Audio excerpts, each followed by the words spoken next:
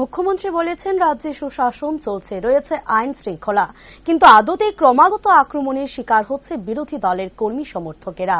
অভিযোগ সিপিআইএম-এর। এই বিষয়টি নিয়ে আবারও সরব হল বাম সংগঠনগুলো। মূলত নির্বাচনোত্তর সন্ত্রাসের কারণে ৩১টি পরিবার বাড়িঘর ছাড়া অবস্থায় রয়েছে বলে অভিযোগ বামেদের।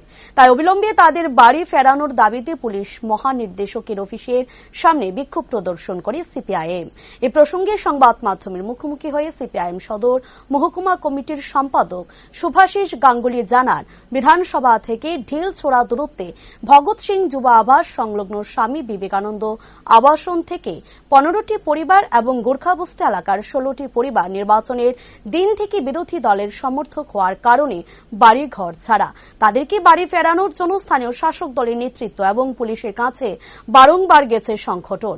পাশাপাশি সিপিআইএম বিধায়ক জিতেন্দ্র চৌধুরী রাজ্যের মুখ্য সচিবের কাছে চিঠি লিখেছেন, কিন্তু পরিবারগুলিকে বাড়িঘরে ফেরানোর জন্য প্রশাসনের তরফ থেকে কোনো উদ্যোগ গ্রহণ করা হয়নি। ফলে ২রা মার্চ ফলাফল ঘোষণা হওয়ার পর থেকে পরিবারগুলি এখনো পর্যন্ত বাড়িঘর ছাড়া বসবাস করছে। তাই তাদের দাবি অবিলম্বে প্রশাসনকে বিশেষ পদক্ষেপ গ্রহণ করতে হবে, অন্যথায় বৃহত্তর আন্দোলনে যাবে সিপিআইএম। রাজ্যের নির্বাচন অনুষ্ঠিত হয়েছে, বিধানসভার নির্বাচন।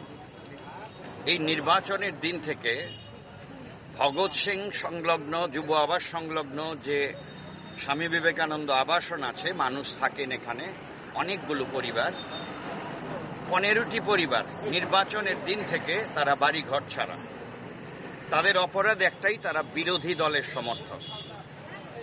আজকে প্রায় 3 মাস হতে চলল, প্রশাসনের দিক থেকে এই পরিবারগুলোকে ফেরানোর জন্য কোনো উদ্যোগ গ্রহণ করা হয়নি।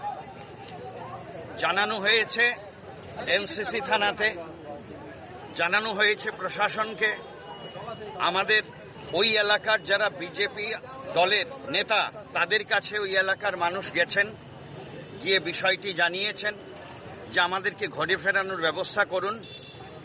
ওই এলাকার যে থানা এনসিসি পিএসকে জানানো হয়েছে যে আমাদেরকে ফেরানোর ব্যবস্থা করুন। রাজ্যের বিধানসভার অন্যতম সদস্য মাননীয় জিতেন্দ্র চৌধুরী রাজ্যের মুখ্য সচিবকে ঘটনাটি জানিয়ে পরিবারগুলোর নাম জানিয়ে চিঠি দিয়েছেন।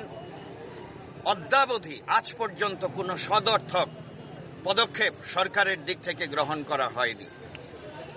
২রা মার্চ যখন ফলাফল বেরোলো নির্বাচনের, সেদিন গোর্খাবস্তি এলাকা থেকে 15টি পরিবার বাড়িঘর ছাড়া। তাদের অপরাধ, তারা বিরোধী দল করে।